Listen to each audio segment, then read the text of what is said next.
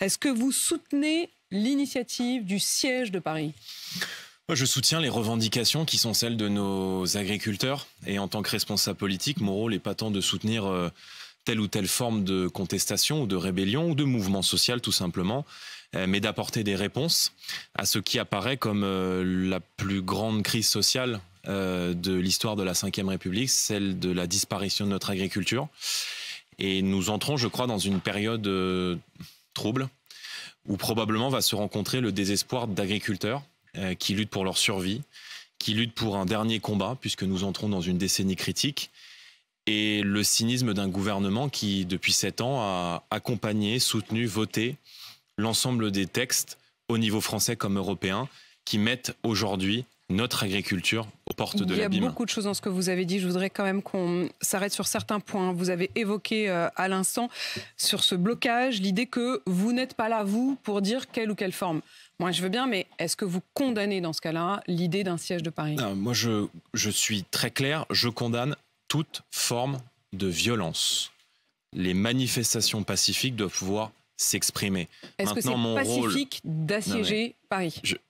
Jusqu'où vous allez avec le pacifique ? Est-ce que, par exemple, l'idée d'assiéger Rungis, comme c'est évoqué par certains des coordinateurs ? Non, je pense qu'il y a des revendications aujourd'hui. Il faut les régler. Si on ne règle pas ces revendications, alors il y aura des blocages de Rungis, de Paris, et nos agriculteurs continueront de se faire Ça veut dire que dans ces cas-là, vous comprendrez qu'ils aillent jusqu'à bloquer Rungis.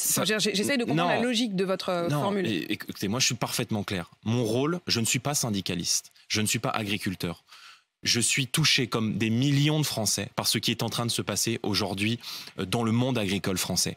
Et ce qui est en train de se passer aujourd'hui n'est pas seulement une révolte pour l'agriculture, pour une profession ou pour une corporation, c'est une révolte pour la France qui ne veut pas mourir. Ne vous inquiétez pas, on a le temps et on va parler justement du fond. C'est ce qui m'intéresse, parce que mon rôle, comprenez bien, mais là, il y a quand même une urgence. Il est 8h32, mais il y a une urgence, madame. Il y a un détracteur qui converge vers Paris. Marine Le Pen, hier, avait cette formule. Elle disait « Je suis pour que le gouvernement agisse et si le gouvernement agissait, alors il n'y aurait pas de blocage. » Mais avec des si, on peut mettre Paris en bouteille. Oui, avec des si, on peut mettre Paris en bouteille. Sauf qu'avec le si, on avait écouté le Rassemblement national depuis 10 ans sur la question agricole, comme sont en train de le dire aujourd'hui un certain nombre de responsables syndicaux, notamment de la coordination rurale. Notre agriculture n'en serait pas là. Parce que quand j'entends Gabriel Attal aujourd'hui faire des constats sur l'agriculture qui sont mot pour mot les constats que nous faisons depuis 10 ans et précisément après avoir fait l'inverse s'agissant de M. Attal et de M. Macron depuis 7 ans, je me dis qu'il y a là une rencontre entre le désespoir de gens qui luttent pour leur, non plus pour vivre, mais pour survivre, et de l'autre, le cynisme.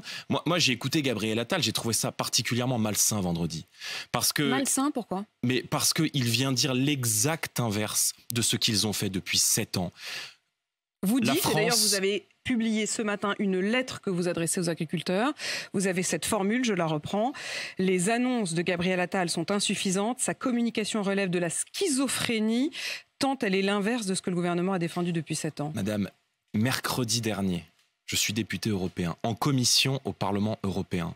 Les députés européens de M. Attal et de M. Macron ont voté, là, en ce moment même, en faveur d'un nouvel accord de libre-échange avec le Chili.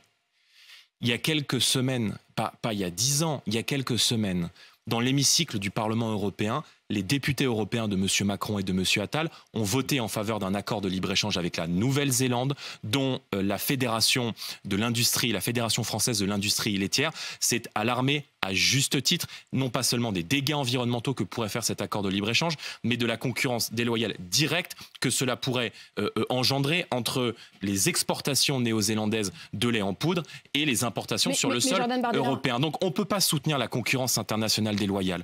On ne peut pas voter en faveur de toutes les réglementations européennes d'écologie punitive qui créent une concurrence déloyale. Vous les accusez d'être schizo, vous êtes schizo aussi.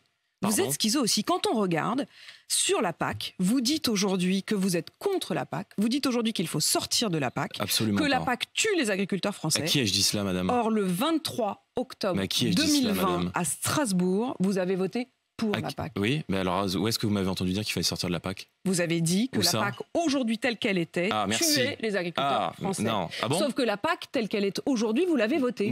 Oui. Avez-vous voté pour la PAC, oui ou non ? Mais j'ai voté pour bien sûr que j'ai voté pour la politique agricole commune, parce que précisément, donc je ne sais pas où est-ce que vous sortez ma citation, commune, qui est en vigueur depuis le 1er janvier dernier. Merci. Donc la politique agricole commune d'il y a 5 ans n'est pas la politique agricole qui a été votée il y a quelques mois sous l'influence. Pas il y a quelques mois. C'est le 23 octobre 2020. Oui, et qui prévaut 21 et qui prévaut jusqu'en 2027. Et qui est en action depuis le 1er janvier. Merci. Et qui prévoit précisément, qui légalise le principe d'aide directe de la part des États. Je ne suis pas contre la politique agricole commune.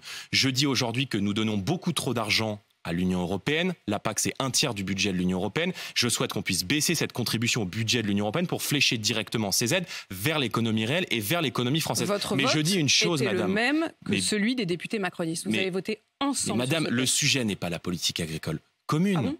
Le sujet, c'est les accords de libre-échange.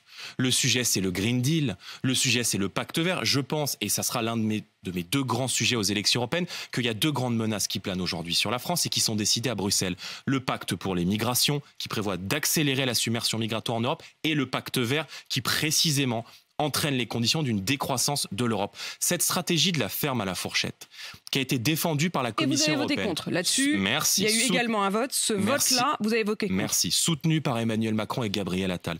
Elle prévoit précisément la baisse de 10% des surfaces cultivables en Europe, la baisse de 15% de la production de viande, avec évidemment le contre-coup d'une augmentation du coût de l'alimentation, d'une augmentation de nos importations, une baisse de nos exportations et à l'évidence la mort et la fragilisation de l'agriculture française. Donc l'écologie, oui, l'écologie punitive, non. Or aujourd'hui, à chaque fois qu'on ouvre nos marchés dans le cadre du libre-échange, on est incapable d'imposer des clauses miroirs. Moi, je souhaite le patriotisme économique, je souhaite l'exception agriculturelle et je souhaite précisément des clauses miroirs. C'est-à-dire que on ne peut pas.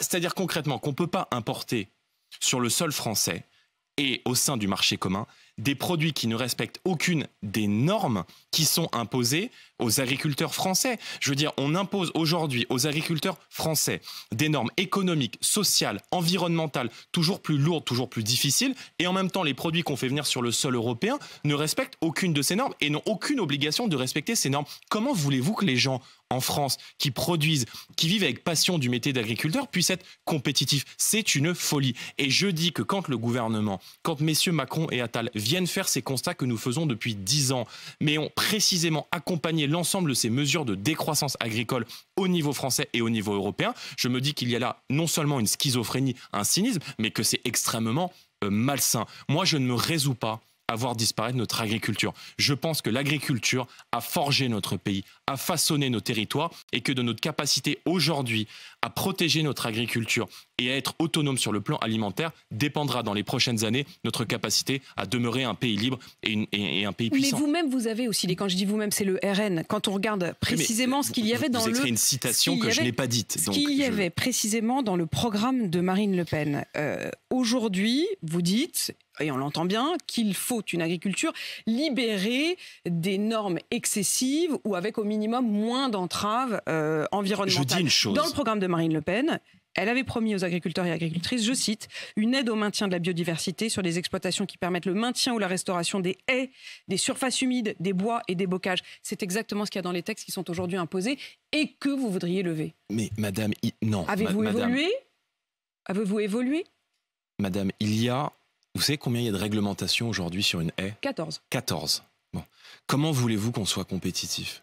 Comment voulez-vous que nos agriculteurs, qui sont aujourd'hui tiraillés entre une économie nationale surrégulée et un marché international dérégulé, puissent être compétitifs? Les agriculteurs français, ils ne veulent pas vivre d'aide permanente. Ils veulent pouvoir vivre de leur travail. Ils veulent un prix de rémunération et un prix de production qui leur permettent précisément de vivre de leur travail. Un prix plancher, mais le prix plancher, ce prix plancher, il viendra précisément d'abord des contrôles qui sont faits dans le cadre de la loi Egalim. Et lorsque le Premier ministre Gabriel Attal, qui était avant au budget, vient nous dire aujourd'hui qu'il s'aperçoit qu'il y a précisément des entreprises, de la grande distribution, des grands industriels qui ne respectent pas la marge et la rétribution qui est nécessaire aujourd'hui aux agriculteurs dans le cadre de la répartition des coûts de production, eh bien, pardon, mais c'est hypocrite. Parce que ça fait des mois que nous savons que les gros industriels se gavent et qu'il fallait mettre en place ces contrôles bien plus tôt, premièrement. Et deuxièmement, nos agriculteurs seront compétitifs si on les protège de la concurrence internationale déloyale. Et je formule une autre proposition,